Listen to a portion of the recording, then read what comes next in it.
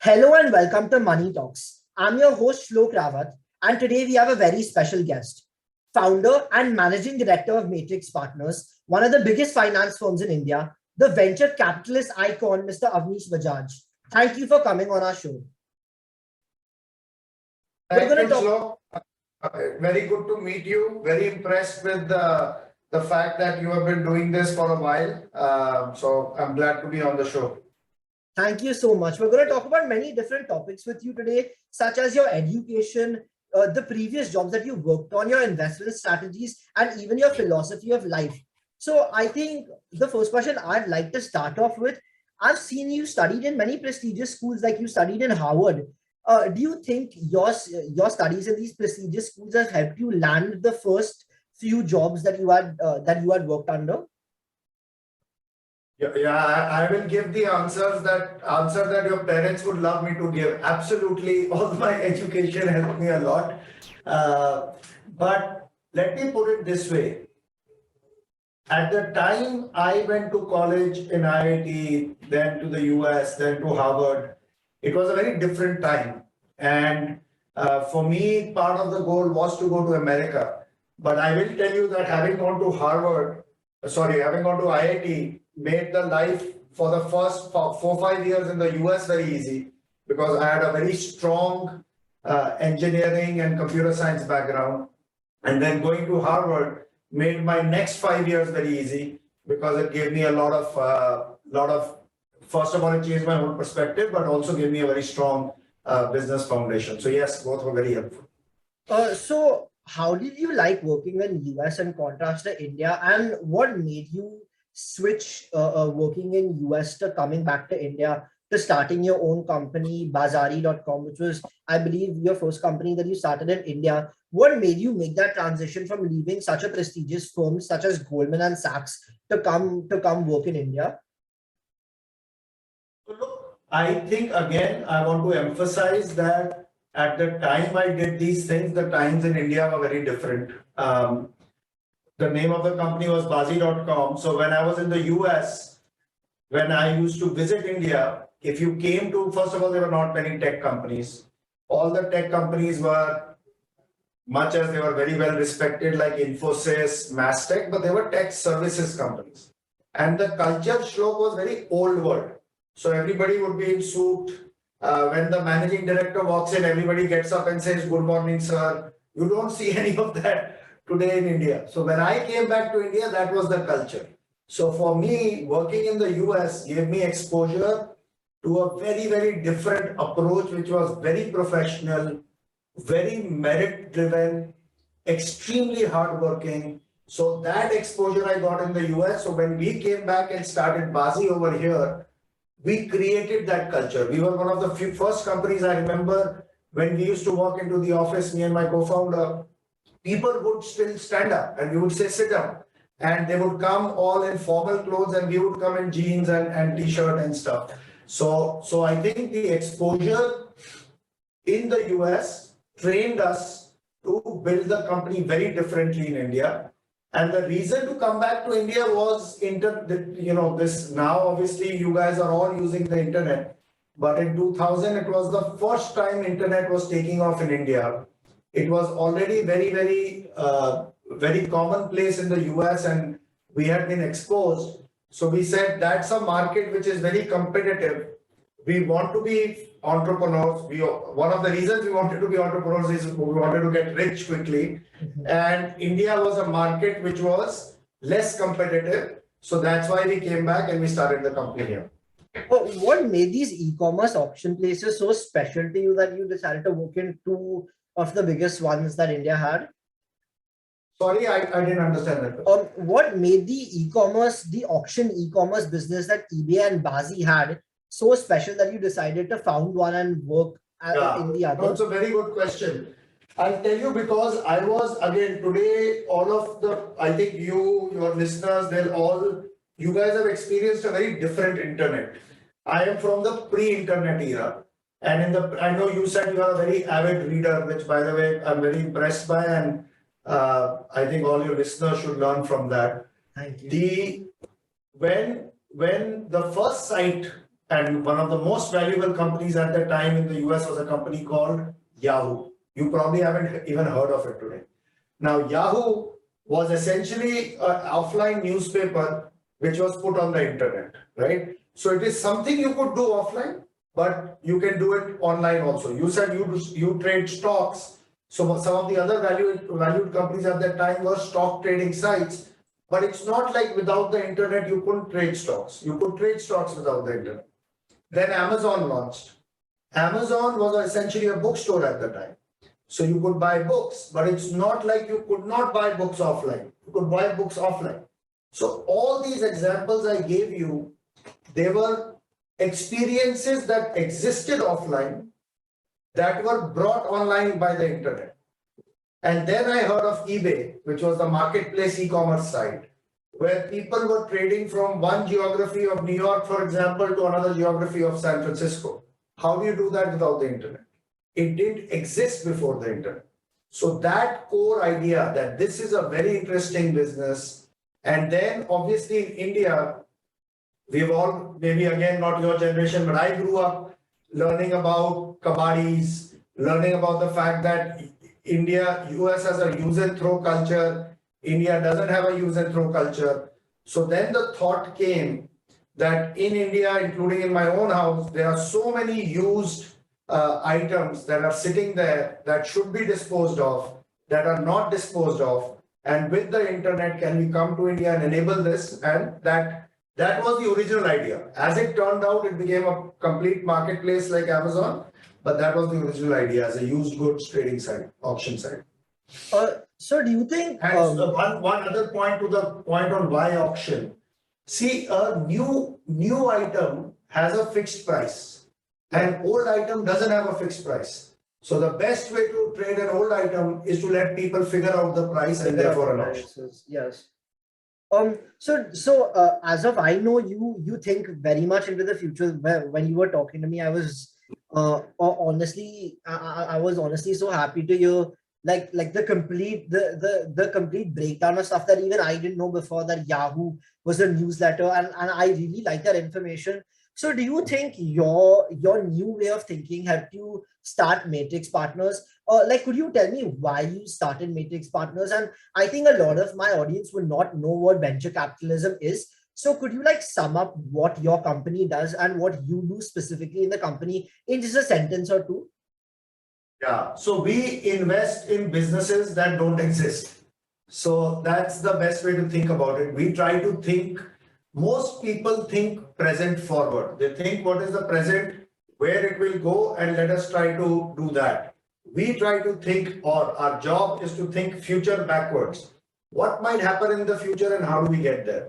So one of the famous investments for us has been a company called Ola Cabs. And it was the founder, Bhavish, was maybe when we invested in him, 22, 23. And it was just, today you guys know Ola is an app and cab booking company on the app, and Swiggy and Zomato. None of these were on any app. There were no apps. This was 2011, 2012. It was a taxi booking company. And our job is not as much to think of the future, but back people who think of the future. So we remember talking to this founder and we said, what is so special about it? People are calling on it and booking a taxi.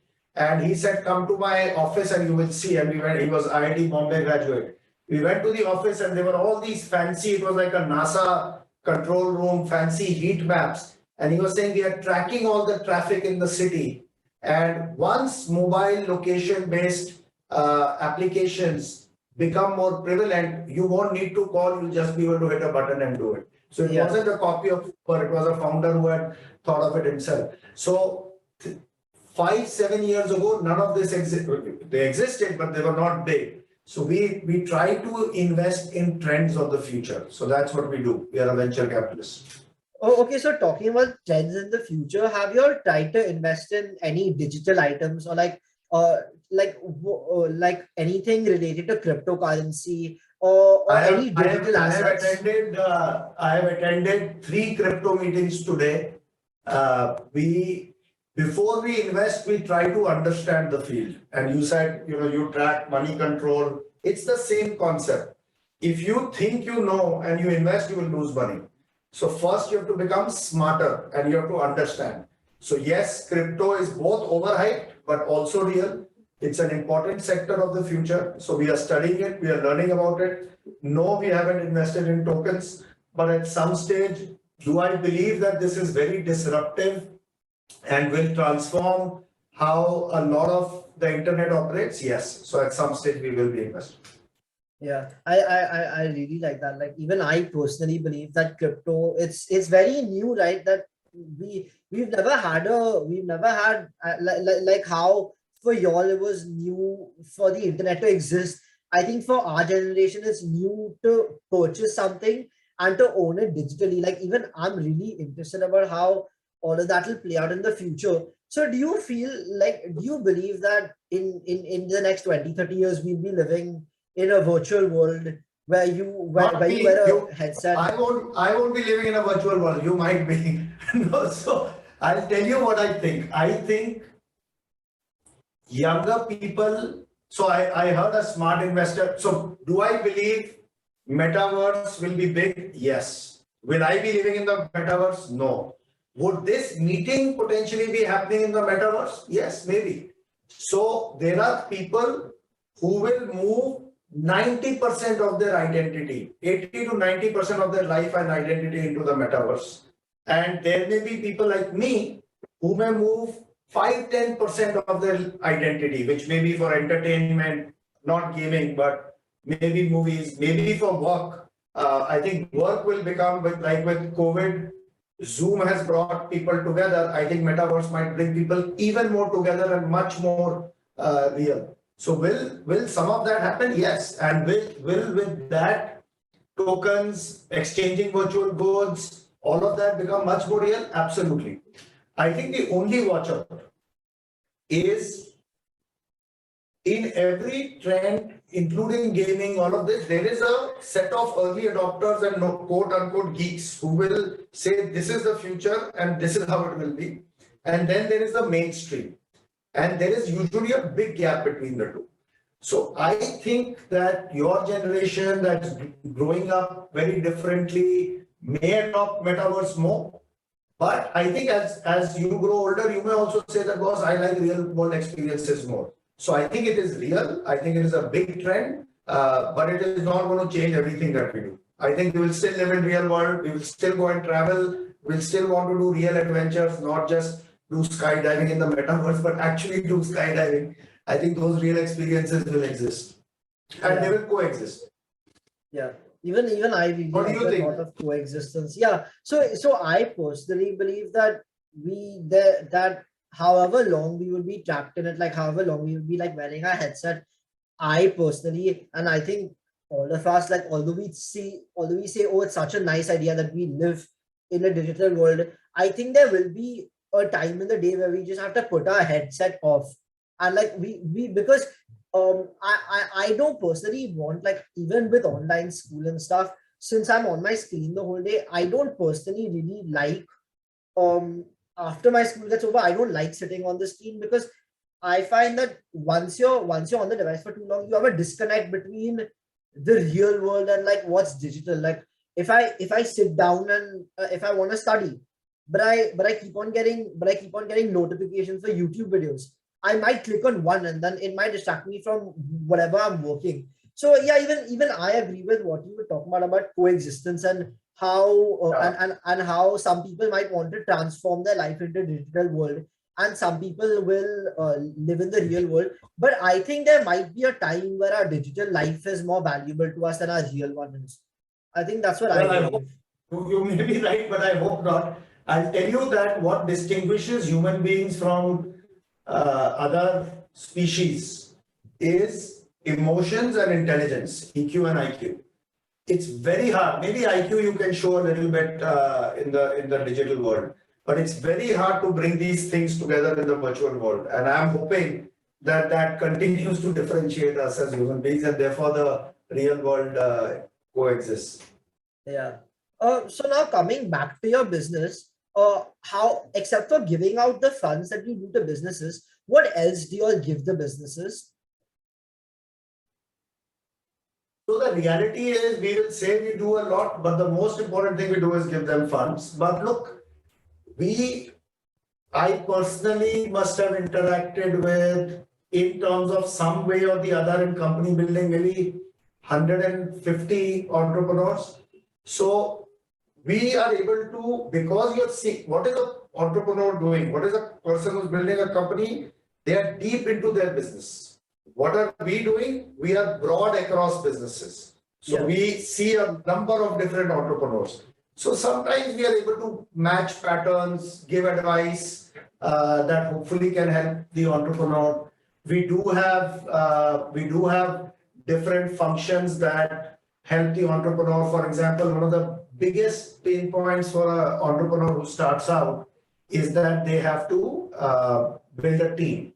So we have a human capital team that helps people build their teams. So I think these are the kinds of things we do. But I will tell you that in the top 5-6 firms, everybody does very similar things. So I think it's more the partnership that the entrepreneur feels with the person that they are working with. Because an entrepreneur and starting a company is a very lonely journey. And to have a partner in that lonely journey is probably, other than the capital, is probably the best thing we can do. Yes. So, how do you choose which companies to invest in? Do you invest in the companies itself, or do you look at the companies and the entrepreneurs that are founding the companies? More the founders than the companies.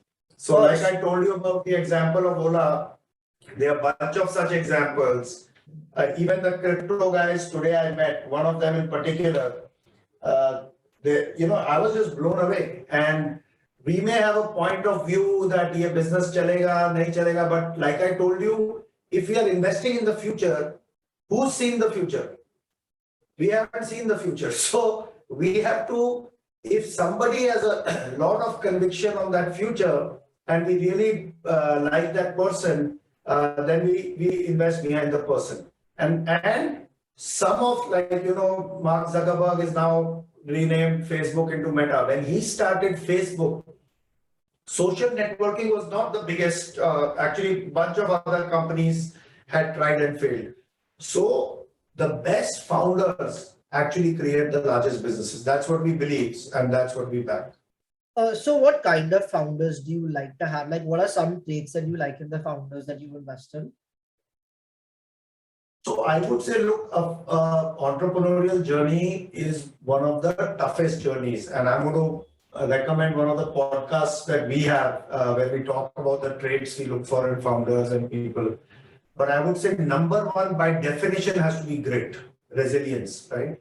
Somebody who has shown through their journey that they will persist through very difficult times. Number two, they have a pulse. So we call it outside in, thinking about the market, thinking about the customer, and having some pulse, some edge, some view that there is a problem that they have spotted, and they have a way and a thought about solving that in a 10x better fashion. If you look at food delivery companies, how much they have made our lives easy, ride-hailing companies, this is not 10% better solution. This is not 20% better solution. It's 10 times better 10 solution. times, yes.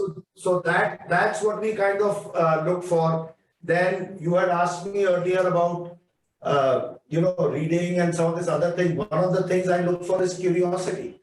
Best founders are constantly learning, and they don't assume that they know. So then they are very curious. They will ask questions. They try to figure out all the answers. So there are a bunch of these traits. We also look for what's their life story. Why do they want to win? How hungry are they? Why are they driven? A lot of these things. So it's almost it's much more of a art than a science, and much more of a decision which is on psychology than on any math or business plan. Okay, yeah, even I really like the last thing that you said, that it's more of an art than a science. Even I think, like, at least all the people that I've looked up to, like in finance, are seeing that they have like a specific goal, and then, like, although they've been through like a lot of problems, they've they found a way to like make sure that they hit the goal. So I really like the different things that you said about what you like in an entrepreneur. So when you look at a Oh, you company that also said, no, Shlok, that one of your favorite books is Psychology of Money. So there is a concept. So we are technically in the money and capitalism business in finance, but it's like I just said, it's more psychology. There is actually a field, since you're interested in finance, and maybe your interest listeners are, there's actually a field called behavioral finance. And you know, a lot of the finance stuff, people look at stock market, they try to think about PE ratios, this, that. A lot of it is about psychology and behaviors. Because ultimately, for every one buyer, there is a seller. And the person who's buying is thinking it's a great deal, the person who's selling is thinking it's a great deal. Yeah. Basically, obviously, opposite psychologies. Yeah. So could you like explain this field to anyone who's interested in it? And even I'm very curious about it. Could you explain what comprises of behavioral finance? It's something you can Google, you and your listeners can Google. It's a very deep subject, but the fundamental single line of it is that behaviors. So when people say, often in finance, you will hear people say history repeats itself. You will hear people say every time somebody says this time is different, it's not. These are classic phrases in finance. Why is that? Because it's the same psychology of people. Maybe something happened 50, 80, 100 years ago. Those people are gone, but the psychology is the same. So the same thing repeats itself, right? So behavioral finance means that that finance is a lot more beyond numbers. It is about behaviors, it is about psychology, and people who don't understand that generally tend to learn their lessons the hard way. Yeah. So talking about behavioral finance and talking about like the social angle, do you ever look at like what the company will do for the country or like for India in specific, or do you not like to look at the social angle of the company that you're investing in? So look, I would love to say that we look at the social angle. The reality is the way we think about what we are doing for the country or what the company is doing for the country is that, look, India is today in a phase of what we call digital nation building. So the nation is building digitally. A lot of stuff has, and during COVID, it has actually accelerated, where a lot is happening digitally. So I think the founders are doing a great service to the country. Everybody has their own way of doing CSR. I think a lot of employment is getting generated. A lot of people's lives are getting improved. You look at a lot of these gig economy companies, sometimes there's negative news about it, but I know, talking to the drivers who are driving the cabs, talking to the food delivery people, their lives have improved. Now, expectations went up, so now they are upset, but their lives have improved dramatically. So I think these companies are helping transform the country digitally, and that's the best thing they are doing. The way we evaluate a decision is purely financial. That, do we think it will make us a good return or not? Because that's what I'm paid to do by my investor. Yes, that makes complete sense to me. So, what is the main advice you would give someone who wants to pursue finance or entrepreneurship in general? If like one key piece of advice that like either you would have liked to hear sooner or that you have heard and you would like to pass on?